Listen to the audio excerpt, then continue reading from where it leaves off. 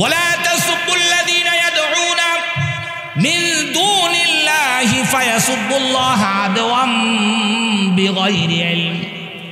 আল্লাহ তাআলা বলেন, হে মুসলমানরা তোমরা শুনে রাখো, হে আমার খাঁটি বান্দারা তোমরা শুনে রাখো, ওয়ালা তাসুবুল্লাযীনা ইয়াদউনা মিন দুনিল্লাহ, যারা আল্লাহ তাআলাকে ব্যতি রেখে, আল্লাহ তাআলাকে যারা বাদ দিয়ে অপর কাউকে খোদা মানে, যেমন ঈসাই যারা খ্রিস্টান, ঈসা মসিহকে তারা খোদা মনে করে, অন্যান্য ধর্ম অবলম্বী যারা তারা অন্যান্যদেরকে খোদা মনে করে।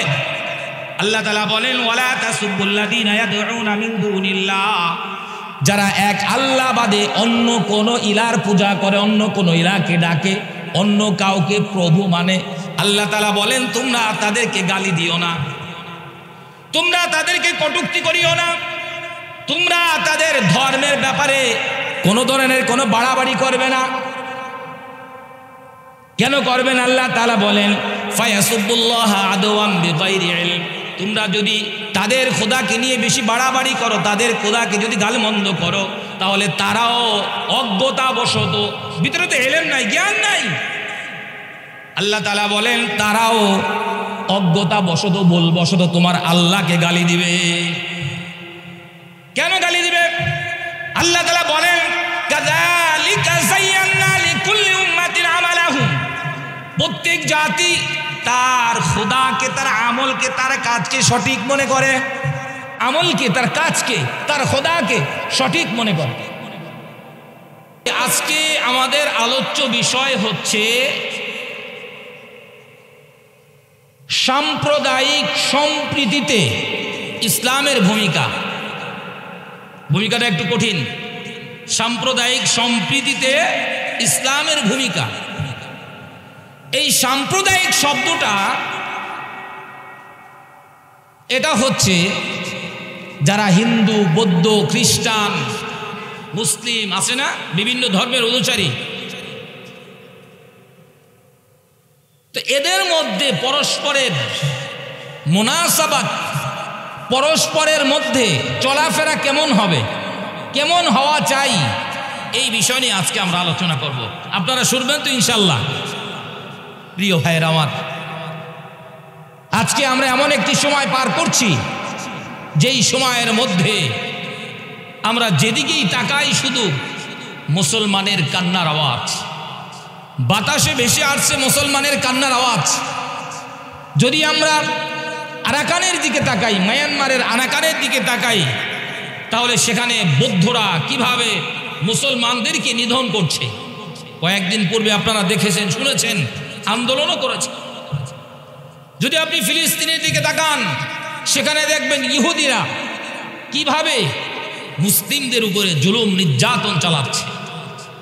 যদি চীনের দিকে তাকান, দেখবেন তাদের দেশের মুসলিমদের উপরে কি পরিমাণ জুলুম আর নির্যাতন চলছে। যদি আপনার পাশের দেশ ভারতের দিকে তাকান, সেখানেও দেখবেন মুসলিমদের উপরে কি পরিমাণ জুলুম নির্যাতন চলছে। এবং এই জুলুম নির্যাতনের যে ধারাবাহিকতা, এটা একদল কুচক্রী মহল তারা চাচ্ছে পুরো বিশ্বব্যাপী ছড়িয়ে দিতে। প্রিয় ভাইয়ের আমার, আপনি যদি ফিলিস্তিনের মুসলমানদের দিকে তাকান, দেখবেন তারাও যেই পোশাক পরে, ওই দেশের ইহুদিরাও সেই পোশাক পরে। আপনি যদি আরাকানের দিকে তাকান, দেখবেন সেখানের বৌদ্ধরা যেই পোশাক পরে, মুসলিমরাও সেই পোশাক পরে। আপনি যদি ভারতের দিকে তাকান, দেখবেন মুসলমানরা যেই পোশাক পরে, হিন্দুরাও সেই একই পোশাক পরে। আমাদের দেশের মধ্যে আছে না, হিন্দু কি মুসলিম এটা খুঁজে বের করা সম্ভব হয় মাঝে মাঝে। তার মুখের দিকে তাকালে, তার পোশাকের দিকে তাকালে মাঝে মধ্যে মনে হয় এটা মুসলিম না অমুসলিম, চিন্তা আমাদের কষ্ট হয়ে যায়। তাহলে তাদের সাথে আমাদের এত মুনাসাবাত, তাদের সাথে আমাদের এত তাসাবাহাত, সাদৃশ্যতা, তারপরেও তারা আমাদের বিরুদ্ধে লেগে আছে। এর কারণ আল্লাহ তাআলা পবিত্র কুরআনুল কারীমের মধ্যে এর কারণ আল্লাহ তাআলা বলে দিয়েছে। আল্লাহ তাআলা পবিত্র কুরআনুল কারীমের মধ্যে বলেন, লাতাজিদান্না আদাওয়াতাল লিল্লাযীনা আমানুল ইয়াহুদা ওয়াল্লাযীনা আশরাকু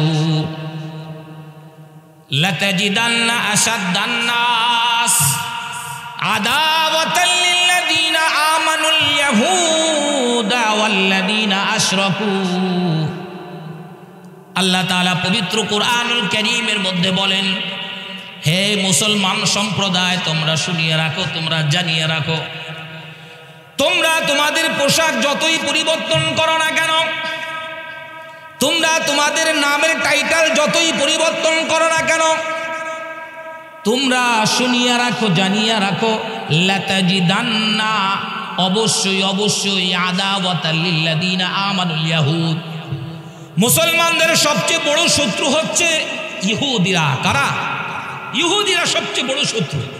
তারপরে আল্লাহ তাআলা বলেন, ওয়াল্লাযীনা আশরাকু, যারা শিরিক করে, শিরিক করে, মুশরিক যারা, তারা মুসলমানের সবচেয়ে বড় শত্রু। তাহলে আল্লাহ তাআলা কি বলেন? মুসলমান, তুমি যেভাবেই জীবন যাপন করো, তুমি আমার রাসূলের জীবনকে অনুসরণ করো, অনুকরণ করো, অথবা তুমি হিন্দু, বৌদ্ধ, খ্রিস্টানের পোশাক আশাক, তাদের চাইচলন যাই কিছু অনুসরণ করো, মনে রাখবা তারা তোমাদের বন্ধু হতে পারে না। তারা তোমাদের বন্ধু হতে পারে না, বন্ধু হবে না, আল্লাহ তাআলার ঘোষণা। যার কারণে আমরা আমাদের পোশাক চেঞ্জ করেছি, পাঞ্জাবি ছেড়ে দিয়েছি, দাড়ি ছেড়ে ফেলছি, ক্লিন শেভ করছি, তারপরেও আমরা ইহুদিদের মধ্যে, বৌদ্ধ খ্রিস্টানদের মধ্যে জীবন যাপন পরিচালনা করছি, তারপরেও তারা আমাদেরকে ছাড়ছে না, ছাড়বেও না। আল্লাহ তাআলার ঘোষণা, কোরআনের ঘোষণা, এটা মিথ্যা হতে পারে? মিথ্যা হবে না। এই জন্য প্রিয় ভাইয়েরা আমার, সর্বপ্রথম আমাদের উচিত হবে, আপনি আমি যেই ধর্মকে অনুসরণ করি, অনুকরণ করি, আমার জীবন যাত্রা, আমার চলাফেরা, আমার কথাবার্তা, সব কিছুতেই ইসলাম নিয়ে আসতে হবে। আমার সাথে আপনার শত্রু আছে, শত্রুতা দূর থেকে, আমি আপনাকে দেখলেই বুঝবো আমার শত্রু, তাই আপনার থেকে আমি বিরত থাকবো। আর যদি আপনার সাথে আমার বন্ধুত্ব হয়ে যায়, আপনি যেইভাবে চলেন আমিও সেইভাবে চলি, আপনি যেই ভাষায় কথা বলেন আমিও সেই ভাষায় কথা বলি, তখন যদি আপনাকে আমি কষ্ট দেই, তখন কষ্টটা একটু বেশিই লাগে। হ্যাঁ, তাহলে যারা ইহুদিদের পথকে গ্রহণ করবে, যারা বৌদ্ধ খ্রিস্টান নাসারাদের পথ গ্রহণ করবে, তারা তাদের জীবন দুনিয়াতেও শেষ, আখিরাতেও শেষ। তাই না ভাই? দুনিয়াতেও শেষ, আখিরাতেও শেষ। অথচ প্রত্যেকটা ধর্মের ধর্মগুরুদের জিজ্ঞাসা করবেন, তোমাদের ধর্মের মধ্যে কি অন্য ধর্মের মানুষকে জুলুম করার অনুমতি আছে? তারা সরাসরি বলে দেবে না, সেই অনুমতি নাই। কিন্তু তারা তারপরেও করছে, তারপরেও করছে আর করবে, এটাই স্বাভাবিক। প্রিয় ভাইয়ের আমার, বন্ধুরা আমার, রাসূল আকরাম সাল্লাল্লাহু আলাইহি ওয়াসাল্লাম তিনি তার জীবদ্দশায় মানুষের সাথে কিভাবে ব্যবহার করবেন, অন্য ধর্মের অনুসারীদের সাথে কিভাবে ব্যবহার করবেন, এটা আল্লাহ রাসূল আমাদেরকে শিখিয়ে গিয়েছেন, আমাদের আপনাদের সকলকে শিখিয়ে গিয়েছেন। অন্য ধর্মের মানুষের উপরে কিভাবে তাদের সাথে কথা বলতে হবে, তাদের সাথে কিভাবে ব্যবহার করতে হবে, আল্লাহ রাসূল শিখিয়ে গিয়েছেন। প্রিয় ভাইয়েরা আমার, বন্ধুরা আমার, রাসূল আকরাম সাল্লাল্লাহু আলাইহি ওয়াসাল্লাম যখন মক্কার মধ্যে দ্বীনের দাওয়াত দেওয়া শুরু করলেন, দ্বীনের দাওয়াত দেওয়ার পূর্বে সকলেই তার বন্ধু ছিল। যখন তিনি নিজেকে নিজে নবী দাবি করলেন, তিনি দাবি করেন নাই, আল্লাহ তাআলা দিয়েছেন। যখন তার উপরে নবুয়ত আসলো, যখন তিনি নবুয়ত প্রাপ্ত হলেন, যখন তিনি মানুষকে সত্যের পয়গাম শোনানোর জন্য ডাক দিলেন, এই সত্যর পয়গাম শোনানোর সঙ্গে সঙ্গে তার আশেপাশের, তার গোষ্ঠী, তার মহল্লার অনেক কাছের আপন মানুষও তার থেকে দূরে চলে গেল, গিয়েছিল না? ভাইরা আমার, বন্ধুরা আমার, রাসূল আকরাম সাল্লাল্লাহু আলাইহি ওয়াসাল্লাম যখন কুফারে মক্কা, অর্থাৎ মক্কার কাফেরদের জুলুম এবং নির্যাতন সহ্য করতে পারলেন না। জুলুম নির্যাতনের একবারে সর্বশেষ সীমায় তারা পৌঁছে গেল। শুধু তাই নয়, রাসূল সাল্লাল্লাহু আলাইহি ওয়াসাল্লামকে তারা হত্যা করার জন্য পরামর্শ সভায় বসলো। পরামর্শ সভায় বসার পরে রাসূলকে তারা কিভাবে হত্যা করবে ইতিহাস আপনারা জানেন। রাসূল আকরাম সাল্লাল্লাহু আলাইহি ওয়াসাল্লাম যখন মক্কা থেকে মদিনায় হিজরত করে চলে গেলেন, সেখানে যাওয়ার পরে রাসূল দায়িত্বহীন কণ্ঠে এই ঘোষণা দিলেন, এই মদিনা আজকে থেকে সবার, যারা হিন্দু, বৌদ্ধ, খ্রিস্টান, অমুসলিম যারা আছে, এই মদিনা সবাই আমরা একসাথে চলবো, একসাথে থাকবো। মদিনার সনদ আজকে স্কুলের পাঠ্যপুস্তক থেকে উঠিয়ে দেওয়া হয়েছে, অথচ বলা হয় মদিনার সনদ দিয়ে দেশ চলবে। মদিনার সনদ নাই। মদিনার সনদ জানলে তো মদিনার সনদ দিয়ে দেশ চালাবেন। মদিনার সনদ আপনি জানেন না, কিভাবে দেশ চালাবেন? কারণ মদিনার সনদের মধ্যে তো লেখা আছে সব ধর্মের সহ অবস্থান থাকতে হবে। রাসূল আকরাম সাল্লাল্লাহু আলাইহি ওয়াসাল্লাম ইহুদি নাসারাদেরকে ডাকলেন, অমুসলিমদেরকে ডাকলেন, ডেকে বললেন, আমি মদিনায় এসেছি এটা ঠিক, তবে আমার ধর্মকে আমি তোমাদের উপরে চাপিয়ে দেওয়ার জন্য আসি নাই।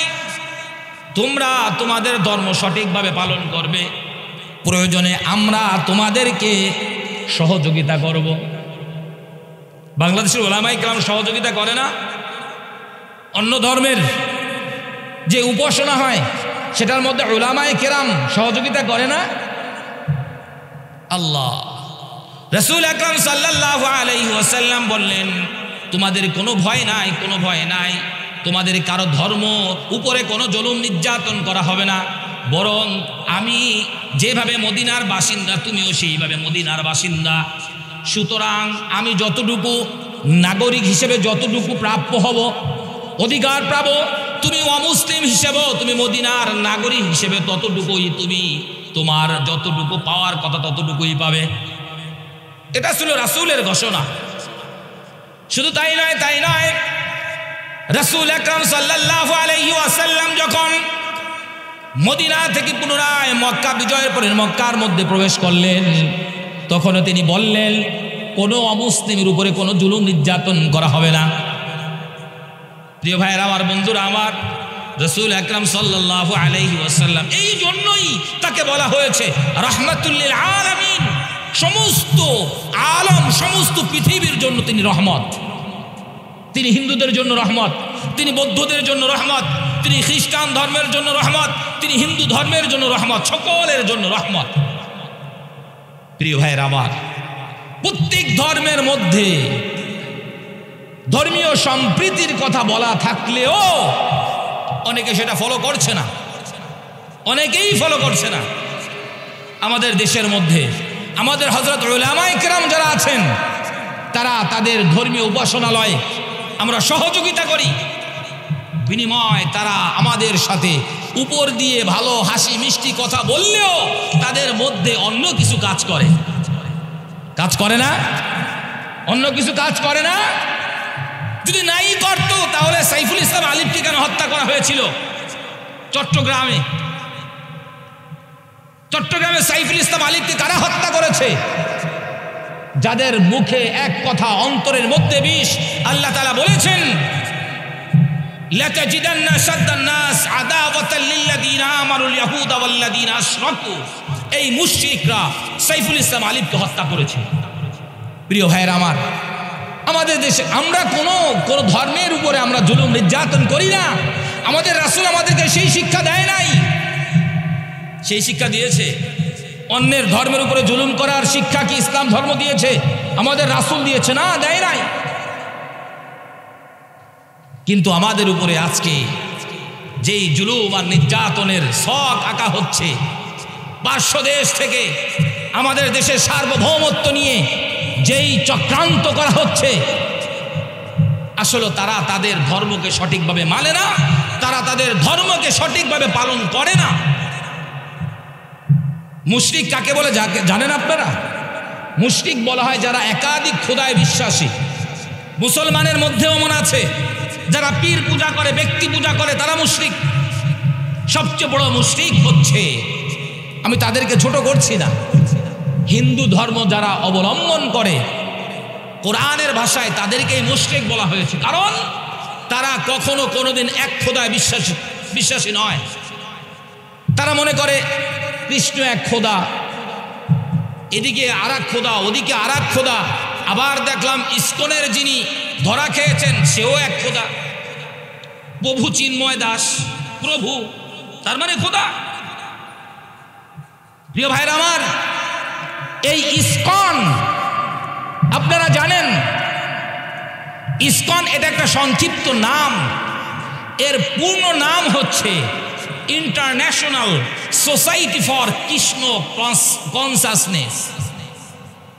আমাদের এই ভারতীয় উপমহাদেশে যাকে হরে কৃষ্ণ আন্দোলন নামে অনেকে চালায়, হরে কৃষ্ণ মিশন বলে চালায়, তাদের সামাজিক কোনো কাজ নাই, সামাজিক কোনো কাজে আমরা তাদেরকে আগাতে দেখি নাই। কিন্তু আমরা তাদের থেকে কি পেয়েছি?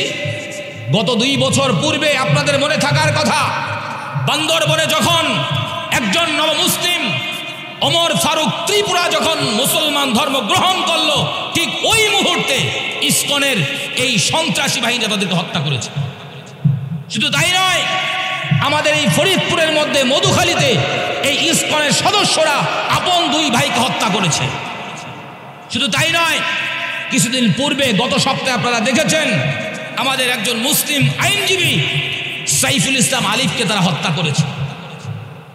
তাদের ইতিহাস হত্যার ইতিহাস, তাদের ইতিহাস গোলযোগ করার ইতিহাস। তাদের মধ্যে আপনি সামাজিকতা পাবেন না, তাদের মধ্যে আপনি মানবিকতা পাবেন না। মানবতার কোনো জায়গায় তাদেরকে আমরা খুঁজে পাই নাই, সামাজিকতার কোনো জায়গায় তাদেরকে আমরা খুঁজে পাই নাই। এতদিন তাদের নাম গন্ধ আমরা শুনি নাই। যখন এদেশের উলামায়ে কেরাম, এদেশের ছাত্র সমাজ, এদেশের তাওহীদি জনতা যখন এই ফেসিবাদকে যখন এই দেশ থেকে বিলুপ্ত করেছে, ঠিক ওই মুহূর্তে তারা চাঙ্গা দিয়ে উঠেছে। এর আগে আপনারা অনেকে নাম শুনেছেন ইসকনের? কোনোদিন নাম শুনেছেন আপনারা? নাম শোনেন নাই। কারণ নাম শুনবেন কেমনি? নাম কেমনি শুনবেন? তারা তো সামাজিক কোনো কাজ করে নাই, রাষ্ট্রীয় কোনো কাজ করে নাই। প্রিয় ভাইরা আমার, আজকের এই 7ই ডিসেম্বর মাস বাঙালি জাতির জন্য একটা ঐতিহাসিক মাস, বাঙালি জাতির জন্য বিজয়ী মাস। এই বিজয়ী মাসে আমাদের সকলকে ঈমান রক্ষার জন্য, দেশ রক্ষার জন্য আমাদের সকলকে সচেতন হতে হবে। আমাদের পাশের দেশ থেকে এখনো আমাদের দেশের মানুষের বিরুদ্ধে, আমাদের দেশের স্বাধীনতার সার্বভৌমত্ব, আমাদের দেশের বিরুদ্ধে তারা এখনো কুচক্রান্ত করে যাচ্ছে। আমরা বিশ্বাস করি এদেশের উলামায়ে কেরাম যতদিন বেঁচে আছে, এদেশের তাওহীদি জনতা যতদিন বেঁচে আছে, কোনোদিন কেউ আমাদের দেশে এসে আমাদের স্বাধীনতার সার্বভৌমত্ব নিয়ে কোনো ধরনের কোনো চক্রান্ত করবে, সেটা ইনশাল্লাহ আমরা বেঁচে থাকতে হতে দেব না। প্রিয় ভাইরা আমার, যেই কথা বলতেছিলাম, আমাদের ধর্মে হযরত মুহাম্মদ রাসূলুল্লাহ সাল্লাল্লাহু আলাইহি ওয়াসাল্লাম অন্য ধর্মের মানুষের উপরে কতটা সহনশীল ছিলেন। এবং আল্লাহ তাআলা নিজেও বলেছেন, খবরদার খবরদার, তোমরা অন্য ধর্মের কোনো প্রভুকে তোমরা গালি দিবা না, তাদের বিরুদ্ধে কোনো মন্দ বলবা না। প্রিয় ভাইরা আমার, বন্ধুরা আমার, এই জন্য আল্লাহ তাআলা পবিত্র কুরআনুল কারীমের মধ্যে বলেন, ওয়ালা তাসুবুল্লাযীনা ইয়াদউনা মিন দুনিল্লাহি ফায়াসুবুল্লাহ আদওয়াম বিগাইরি ইলম।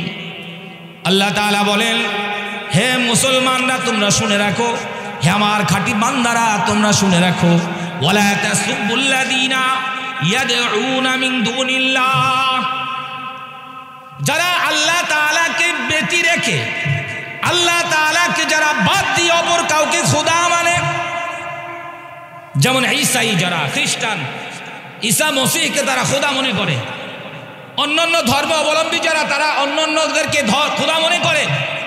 আল্লাহ তাআলা বলেন, ওয়ালা তাসুবুল্লাযীনা ইয়াদউনা মিন দুনিল্লাহ, যারা এক আল্লাহ বাদে অন্য কোন ইলার পূজা করে, অন্য কোন ইলাকে ডাকে, অন্য কাউকে প্রভু মানে, আল্লাহ তাআলা বলেন তোমরা তাদেরকে গালি দিও না, তোমরা তাদেরকে কটূক্তি করিও না, তোমরা তাদের ধর্মের ব্যাপারে কোনো ধরনের কোনো বাড়াবাড়ি করবে না। কেন করবেন? আল্লাহ তাআলা বলেন ফায়াসুবুল্লাহ আদওয়াম বিগাইরি ইলম। তোমরা যদি তাদের খোদাকে নিয়ে বেশি বাড়াবাড়ি করো, তাদের খোদাকে যদি গালমন্দ করো, তাহলে তারাও অজ্ঞতাবশত, ভিতরে তো এলেম নাই, জ্ঞান নাই, আল্লাহ তাআলা বলেন তারাও অজ্ঞতাবশত বলবশত তোমার আল্লাহকে গালি দিবে। কেন গালি দিবে? আল্লাহ তাআলা বলেন কাযালিকা যায়্যানা লিকুল্লি উম্মাতিন আমালাহুম। প্রত্যেক জাতি তার খোদাকে, তার আমলকে, তার কাজকে সঠিক মনে করে। আমলকে, তার কাজকে, তার খোদাকে সঠিক মনে করে। এই জন্যই সঠিক মনে করে বলেই মানুষ অমুসলিম যারা আছে তারা কেন করে? আপনি যে বলবেন ইসলাম সত্য ধর্ম, সেও তো বলবে তার ধর্ম সত্য, বলবে না? আপনি আপনার ধর্মের পিছনে দলিল দাঁড় করাবেন, সেও তো কোনো একটা দলিল দাঁড় করাবে, দাঁড় করাবে না? দাঁড় করাবে। এই জন্য আল্লাহ তাআলা বলেন অপরের ধর্ম, অপরের খোদাকে নিয়ে তোমরা বাড়াবাড়ি করবা না, অপরের খোদাকে তোমরা গালি দিবা না। এই জন্য মুসলমান ইতিহাসের মধ্যে কোনো জায়গায়, পৃথিবীর কোনো অংশে মুসলমান ধারা অমুসলিম নির্যাতিত এমন একটা ইতিহাস কেউ দেখাতে পারবে না। বাংলাদেশের মধ্যে মুসলমান বেশি না? বাংলাদেশে যারা অমুসলিম আছে তাদের উপরে কেউ জুলুম করে, কেউ নির্যাতন করে, কেউ অত্যাচার করে? করে না? আপনি ইন্দোনেশিয়াতে যান, আপনি ইন্দোনেশিয়াতে যান, সেখানে দেখবেন একই অবস্থা। সেখানে দেখবেন মুসলিম সংখ্যাগরিষ্ঠ অনেক মুসলমান, কিন্তু ওই দেশের মধ্যে অন্যান্য ধর্ম অবলম্বী যারা আছে তাদের উপরে কেউ কিছু করে না, কোনো জুলুম নির্যাতন নাই।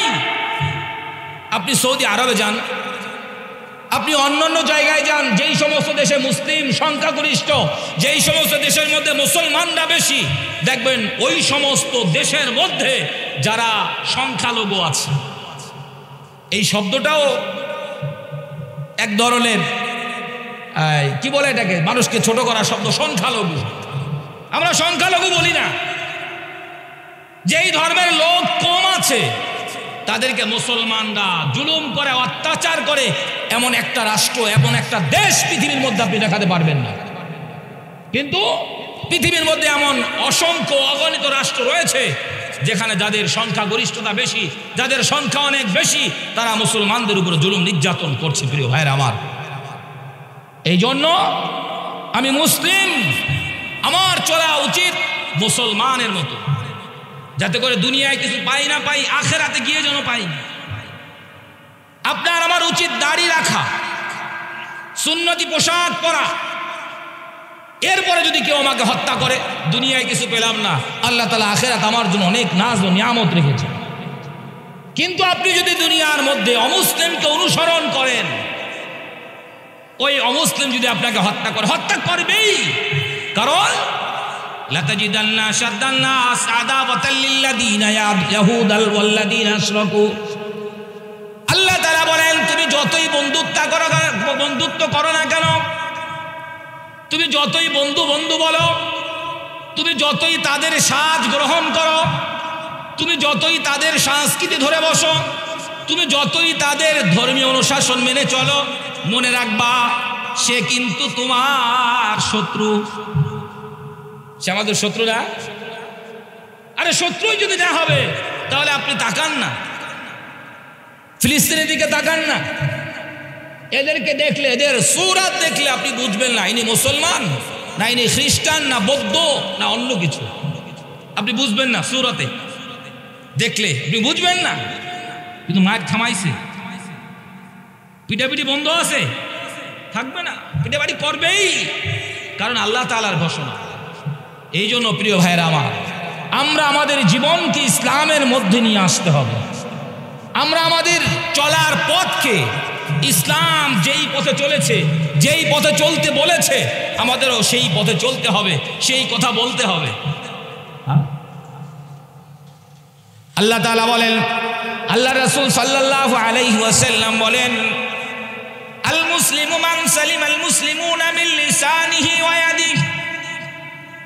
এই জায়গার মধ্যে কত সুন্দর করে তিনি বলেছেন, আল মুসলিমু মান সালিমাল মুসলিমুন মিন লিসানিহি ওয়া ইয়াদিহি। রাসূল আকরাম সাল্লাল্লাহু আলাইহি ওয়াসাল্লাম বলেন, তোমাদের মধ্যে সর্বোত্তম মুসলমান হচ্ছে ওই ব্যক্তি, সর্বপ্রেক্ষা সর্বশ্রেষ্ঠ সর্বোত্তম সবচেয়ে ভালো মুসলমান হয়েছে ওই ব্যক্তি যার হাত মুখ থেকে অপররা নিরাপদে থাকে। অপর মানুষ নিরাপদে থাকবে, আপনার কথার দ্বারা আপনি কাউকে কষ্ট দিবেন না, হোক সে অমুসলিম। রাসূল তো এটাই শিখিয়েছেন। নির্যাতনের শিকার হওয়া সমূহ সম্ভাবনা রয়েছে, কারণ আল্লাহ তাআলা পবিত্র কুরআনুল কারীমের মধ্যে বলেছেন।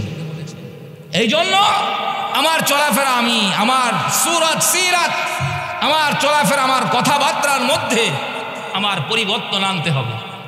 এই পরিবর্তন আমরা কিভাবে আনব? পরিবর্তন কিভাবে আনব? পরিবর্তন হওয়ার জন্য তাকে ইলম, জ্ঞান দরকার আছে না? আপনি একটা জিনিস জানেন না, ওই জিনিস আপনি করবেন? আমি জানি না, আমি করব। আমি বিদ্যুতের লাইট ঠিক করতে পারি না, আমি কি যাব ওখানে? আপনাকে যদি লাইট ঠিক করতে হয়, ফ্যান ঠিক করতে হয়, সর্বপ্রথম আপনাকে বিদ্যুতের কাজ জানতে হবে। আর যদি না জেনে সেখানে যান, ভয়াবহ পরিস্থিতি আপনার জন্য অপেক্ষা করতেছে। হতে পারে আপনি শর্ট সার্কিট, আপনি মারা যাবেন। হতে পারে আপনার কোনো অঙ্গহানি হয়ে যাবে। এই জন্য প্রিয় ভাইয়েরা আমার, ইসলামকে মানতে হলে ইসলামকে আগে জানতে হবে। এই জানার নামই হচ্ছে ইলম। জানার নাম কি? ইলম।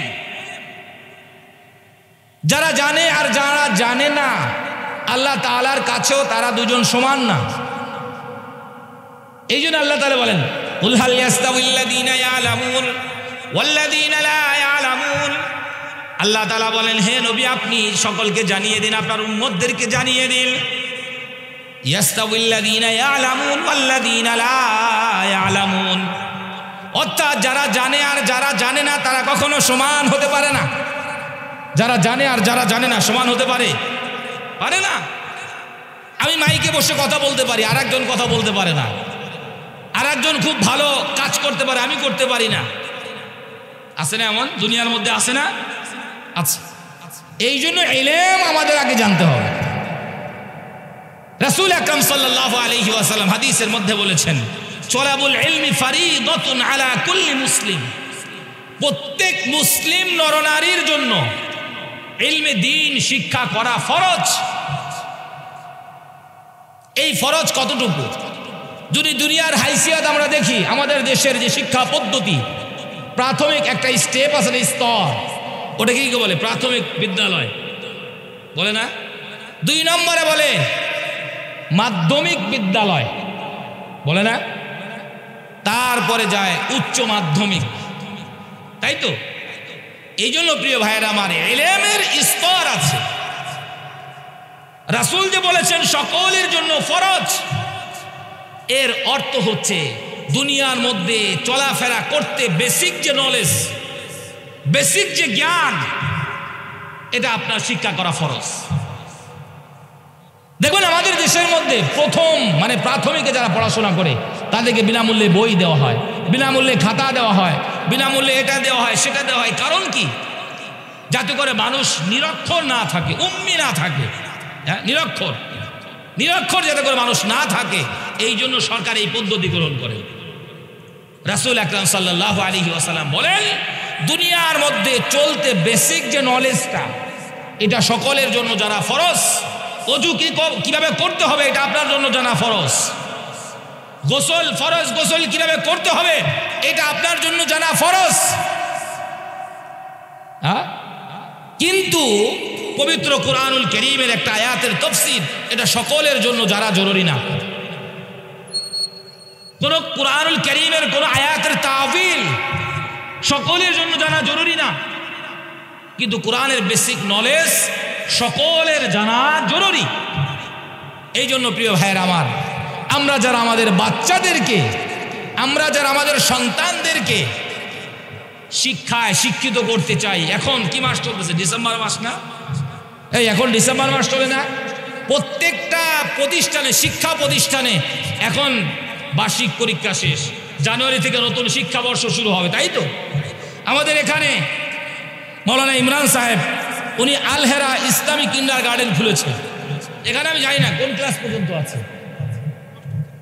8ম শ্রেণী পর্যন্ত আছে। আপনার যদি ভালো না লাগে আপনি 3য় শ্রেণী পর্যন্ত পড়ান, ইসলামের বেসিক নলেজটা আপনার সন্তানের মধ্যে ঢুকে যাবে।